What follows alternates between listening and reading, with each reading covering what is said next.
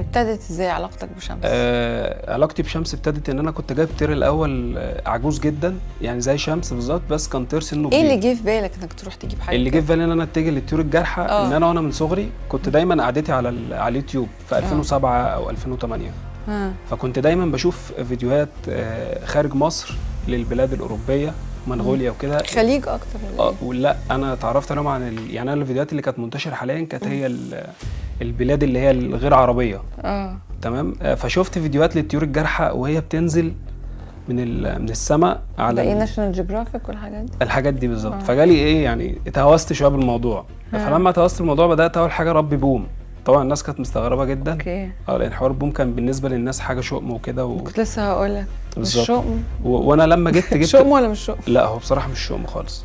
انا لما جبت بومتين، فالموضوع بالنسبه لي كان صعب. لا انا بستغرب، احنا بنخترع حاجات برضه. يقول لك ايه دي بومه، مع ان انا بشوف ان البومه دي قمر. هي البومه اقسم بالله عايز اقول لك هي قمر، وشها قمر. بالنسبه للطيور دي بومه. هي مسمينها اصلا في الطيور الجارحه قطه الطيور الجارحه. ايوه، لانها منمنمه وعينيها كده واسعه، فما يقول لك دي بومه على انها شكلها مش حلو يعني. بالعكس هي طير جميل جدا حلوه جدا، وطير بيتي اكتر من هي بس مكشره شويه بس. وبعدين هي في نوعين عندنا في مصر، اللي هي الفرعونيه والحظائر. فالفرعونيه اللي حضرتك تقصديها اللي هي ام عين برتقاني مدوره دي، اللي هي بتلف دماغها 180 درجه.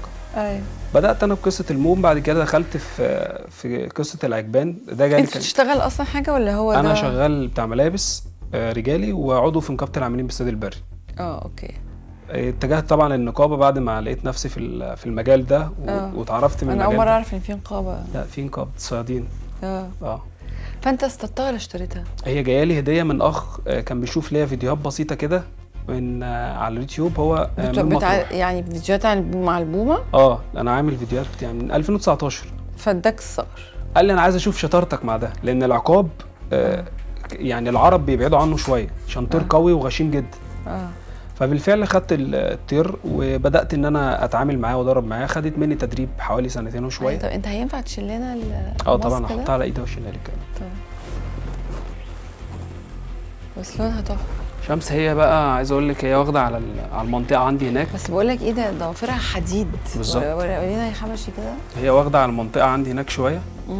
يعني عايز اقول لك انا لما بشمسها وباكلها بطلعها في الشارع عادي، والناس بتقبلها عادي. انا اصلا كل فيديوهاتي شمس في الشارع.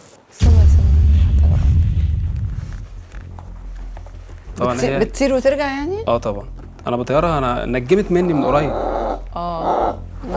ده ايه بقى، زعلانه؟ لا ده هنا هي بتستكشف المكان، هي في المكان. لا الصوت ده ايه؟ لا مش زعل خالص، هو المكان غريب عليها. بس عينيها تحفه ازاي، سبحان الله. بص عينيها زرقاء. بس بقول لك ايه، شكلها عصبيه مش زي قمر. هي شمس عشان اسيره شويه، يعني هي واخده على البني ادمين اكتر. الطير الجارح كل ما خد على البني ادمين كل ما اتجرأ عليهم. ربنا.